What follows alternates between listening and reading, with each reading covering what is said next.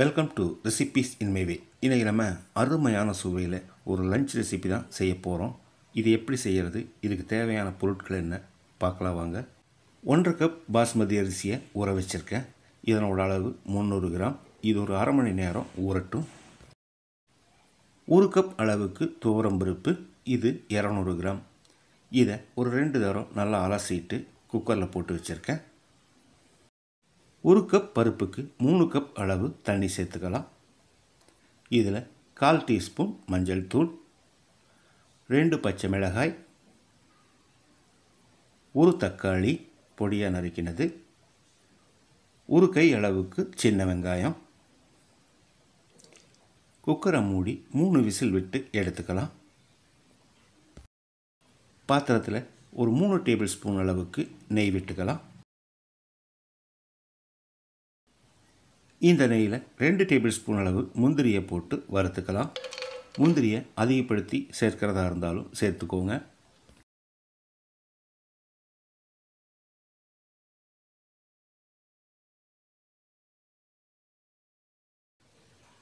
முந்திரி நல்லா வறுபட்டுருச்சு, இதை எடுத்துடலாம். இதுலேயே 2 டேபிள் ஸ்பூன் அளவுக்கு திராட்சை, இதையும் வறுத்து எடுத்துக்கலாம்.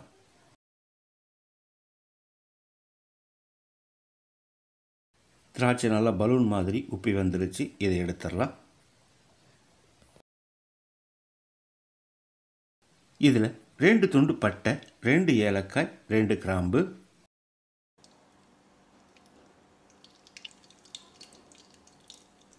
1 டீஸ்பூன் சீரகம்,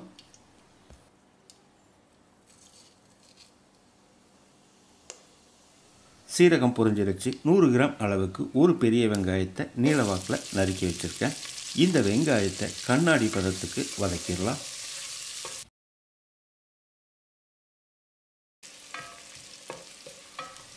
வெங்காயம் கண்ணாடி பதத்துக்கு வதங்கிருச்சு. நம்ம ஊற வச்சிருந்த அரிசியில் தண்ணியை வடிச்சிட்டு இதில் போட்டுடலாம்.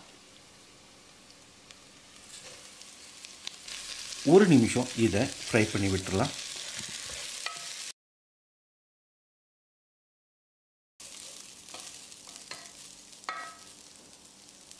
இப்போ இதுக்கு தேவையான அளவு தண்ணி சேர்த்துக்கலாம். நான் இந்த கிளாஸில் 1 கிளாஸ் அரிசி எடுத்திருந்தேன். 2.5 கிளாஸ் அளவுக்கு தண்ணியை சூடு பண்ணி வச்சுருக்கேன். இதை ஊற்றிடலாம். இதுலேயே 1 டீஸ்பூன் அளவுக்கு உப்பு சேர்த்து கலந்து விட்டுடலாம்.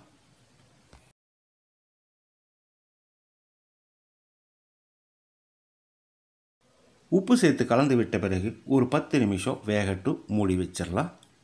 மூடி வச்சாலும் இடையில ஒரு 2 தரம் இந்த மாதிரி கிளறி விடணும்.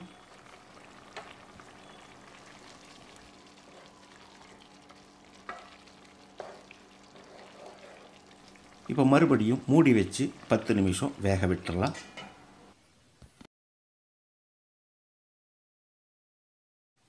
அரிசிக்கும் தண்ணிக்கும் சரியாக வந்திருக்கிற இந்த ஸ்டேஜில் மறுபடியும் ஒரு தரம் கலந்து விட்டுடலாம்.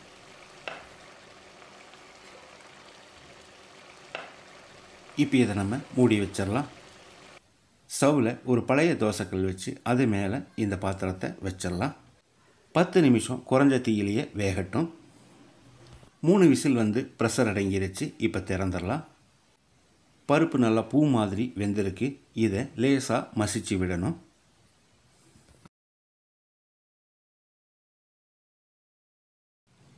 இது ஒரு 2-3 நிமிஷம் கொதிக்கட்டும். மிக்ஸி ஜாரில் 1/2 கப் அளவுக்கு துருவின தேங்காயை சேர்த்துக்கலாம். கொஞ்சமாக தண்ணி சேர்த்து அரைச்சிக்கலாம். நைஸாக அரைக்க வேண்டாம், கொஞ்சம் கொரகொரப்பாகவே இருக்கட்டும். இந்த பருப்பு கொதிக்க ஆரம்பிச்சிருச்சு. நம்ம அரைச்ச தேங்காயை ஊற்றிடலாம்.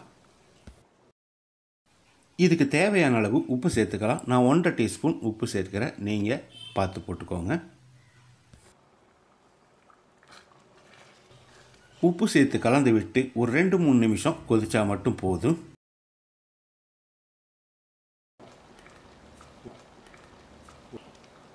இது நல்லா கொதிச்சு வந்துருச்சு. இப்போ இதுக்கு ஒரு தாளிப்பு கொடுத்துடலாம்.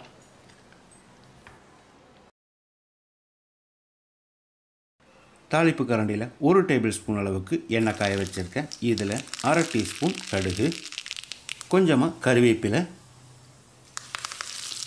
2 வரமிளகாயை கிள்ளி போட்டுக்கலாம். 1/4 டீஸ்பூன் அளவுக்கு பெருங்காயத்தூள்,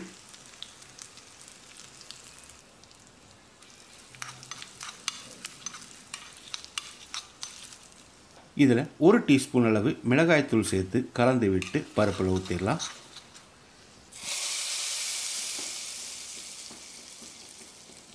நெய் சோறுக்கு தகுந்த மாதிரி பருப்பு கறி ரெடி ஆயிடுச்சு. பொடியாக நறுக்கின மல்லி இலையை தூவி கலந்து விட்டு இறக்கிடலாம்.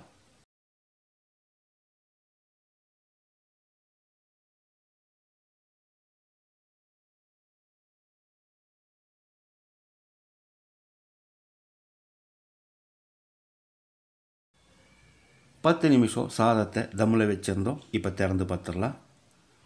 நல்லா பூ மாதிரி வெந்திருக்கு, அதே சமயம் உதிரியாகவும் இருக்குது.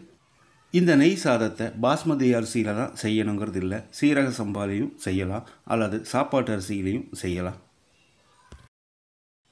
நம்ம ஏற்கனவே வறுத்து வச்சுருந்த முந்திரியையும் திராட்சையையும் உள்ளே போட்டுடலாம். கூடவே கொஞ்சமாக பொடியாக நறுக்கின மல்லி இலையும் தூவி கலந்து விட்டு இறக்கிடலாம். கேரளா ஸ்டைலில் ரொம்ப சுலபமாக நான் செஞ்சுருக்கிற இந்த நெய் சோறையும் அதுக்கு தகுந்த பருப்பு கறியையும் இதே மாதிரி இதே அளவுகளோடு நீங்கள் செய்து பாருங்கள். இந்த வீடியோ பிடிச்சிருந்தா லைக் பண்ணுங்கள், கமெண்ட் பண்ணுங்கள், ஷேர் பண்ணுங்கள்.